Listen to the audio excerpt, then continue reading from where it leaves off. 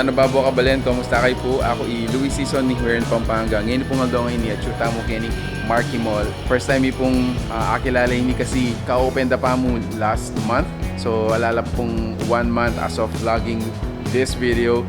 So excited kami po. We've heard they are serving a modern Mexican. I think that's the term. Fusion na yata ng Tex-Mex akong American Mexican dishes. So anyway, in best sellers na po kini are tacos, burritos. We're gonna have steak, I think. So tara, let's get in. The way they greet here is hola. So hola kaya katamong Kapampangan. Kasama natin ngayon si Chef Glenn, so siyang head sa kusina. We would like to thank you guys for being with us in this video. I've asked Sir Glenn to help me introduce po kayo para specific at saka exact, precise, tama po yung mga sasabihin natin. Siyempre, ako bilang ordinaryong Kapampangan, probably hindi ko masasagot yung mga details dito or mga ganun. This is gonna be brief, no? Just give some time to explain po yung mga pagkain dito para patamita mo kayo ni, expect mo talaga na this is how is it made here. Okay? So, thanks so much again, Sir Glenn. Let's start here. Ano po yung tawag natin dito? Lord of the Wings. Lord of the Wings. Makikita mo po yan. Meron mga drumet, wingets. May mga choices din siya ng flavor. Okay. Ito yung Texan style natin. Texan style. Texan. Yes. Okay. So sa gitna po, ito yung cheese sauce natin, nacho cheese po siya. Nacho cheese, okay. Yes. Kung sa mga mahilig din po sa spices, nandito po si hot natin o yung Luciana sauce. Hot, Yes. Luciana sauce. Okay. So, So ito marami kang pagpipilian po yun, talaga. that's what I was about Yes. to ask po. So, ano pa yung mga available natin? Pwede pong plain if ever na ayaw po ng mga Customer. spices. Yes. Okay. Pwede pong i-on the side natin yung sauce. So marami talagang choice. Okay. So, by far, these are your mga best seller Yes po, natin. one of the best seller po talaga siya. So, guys, this is the Lord of the Wings. Lord of the Wings. Okay.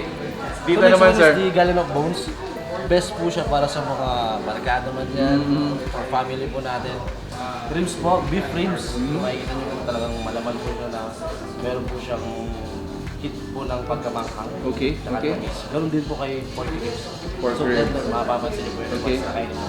On that side, sir, ano yung Yung nandito? pork hammer po natin. Pork hammer. Hammer. Yes, pata po ng baboy. Pata ng baboy. And And sa other side po is yung wings po natin. okay. So underneath ng mga meat natin is Choice of rice rin po yun, ma'am. Sir. Ito Okay. po yung chorizo rice. chorizo rice. So, Sa other side po yung beef rice. wow. So Marami dalawa po, pa rin if ever plate. gusto po nyo ng plain. Available pa rin doon sa Yes. menu, they can choose. Yes. Okay. Choose plain rice. Pwede rin pong fries if ever gusto po nila ayaw Really? ng rice. Yes po. So pwede mo naman palang Yes price po. din. Kaya maraming pagpipilian po talaga dito. So tawag dito is Galleon of Bones. Yes po, ganun. Okay, so lastly, ito yung pinakita sa amin kanina a while ago. Tell us more about this, sir. Ano yung nandito? So ito na po talaga yung pinaka-best nachos in town. Best nachos in Po. town. Kaya po na nakikita nyo, cheesy po talaga siya. Talagang andyan po yung hint ng Mexican. Mapansin niyo po. Marami pong choices to if ever. Okay. Jalapeno chicken, beef brisket, pulled pork. Wow. Yes, So ito po is ano yung flavor taco nito? beef po yan. Taco beef. Taco beef. At tinla mo naman palang bar Kenny, so you can order your cocktails. And they also have yung bucket. I think they have Yes, meron po. they claiming na they have the cheapest bucket here in the side of Angeles City. So might wanna check out as well. So thank you so Yeah, much, thank you. Sir Glenn. No? So guys, we're gonna be taste testing this. So we're gonna ask Sir Glenn to leave. Yes, Bye-bye, po. bye-bye, Thank you. bye-bye. Thank you. Anyway, so ito po guys, aliko na yung pela ko talaga pero magpasalamat kami po kayo for itabin, helping us introduce this food. So we're gonna taste it now. Manganta na! Alright. Hola! Hola. Hola, yan eh. Hola. Anyway, King Kapampangan po, hola. Hola. Ito. So, apin po yung fiery style. This is located second floor po ng Marquee Mall. Malapit siyang Phuket ang Starbucks. Ayan. So, we've discussed earlier, nung nanula po ulit ang expectation tamo kayong karing food da Kenny. Now, of course, the ultimate test is to taste it. Okay. First to taste is in kanilang quesadillas. Sour cream. Sour cream or yogurt yan. Sama tayo. Kaya. Machis yun. Cheese. Diba, we've been telling you guys from our previous vlogs na ating talagang restaurants na minsan mag-adapt yung Filipino taste, Filipino tongue para mag-click. Yes. Pero Kenny guys, they want to retain itang authenticity na ni Mexican style.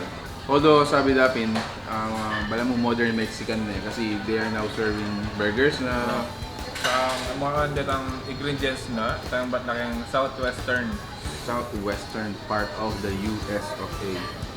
Aluway kayong normal damong kahit Pampangan panlasa. What interesting guys, then generate ang karelang sabi na nandun ito. Lord of the Wings. Lord of the Wings.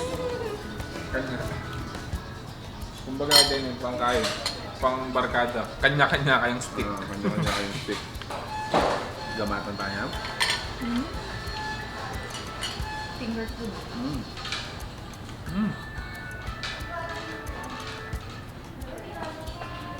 Nagbagyakin. Okay, but atin lang additional sauce for dips. Just in case maybe itin kakitang lasa na. Check this out guys. So, kaya pa mong kaya na mabayat na eh. Ining container na. Sabi ng chef nandin is may kwayang name na Galleon of Bones is because of the bones karing meat. So tinamong beef, at tinamong pork, kaya tayo meat. Yan. Yan.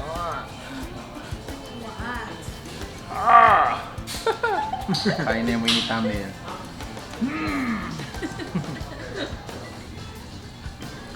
Dip in the sauce. Wow. Cheers guys. Okay, so last to taste, ini metong ka rin bestseller da guys. And as you can see, it's full of so meaty. Atin yung jalapeno, atin yung atin yung pong guacamole ba itaw doon? Guacamole. Ano yun? Avocado. Kaya Amerika po itong guac. Check this out. Takman tayo pa mo itong feeling na. So on top, itapin natin jalapeno, ating guacamole, ating beef. Wow! Kareta pong kain eh.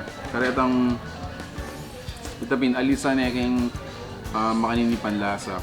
They might ask minsan, ayot mas lamya, ayot bala mo siraya. Actually, deta pong gamitan ng spices kayo niya pong retang actual ingredients are deta po talaga, makatala talaga lasa. Kanya, I don't know, if bala mo, no sense of arguing eh. Pero, ito, takman na yan. So, once again guys, wala da kasalamat po kay Pamela Beking kaya kaming vlog. If you're interested to know more about this place po or the food, make sure to check them here at Marquee Mall 2nd level po. Or, kung bisa kang balak mag-advance party, you can message them at their fan page po to know more about the dishes. If atin pong available yun eh, or mga yan. So, before that, how's the experience? Spicy. Flaming. Flaming. All flaming and fiery natin. Pero kay, kumbaga, a new taste, manyaman. Yes. Wow. Kakaiba kayang panlasa. Yes. So, we know that you have been in some of the Mexican Tex-Mex restaurant here in Angeles or in Pampanga. So, add this on your must-try. That's right. But the food here is really, really super malasa. Yes. And again, it's for us to just say it, pero it's for you to find out. Yes. There you go. So guys, thank you for watching here in Pampanga. Until our next discovery. Peace out.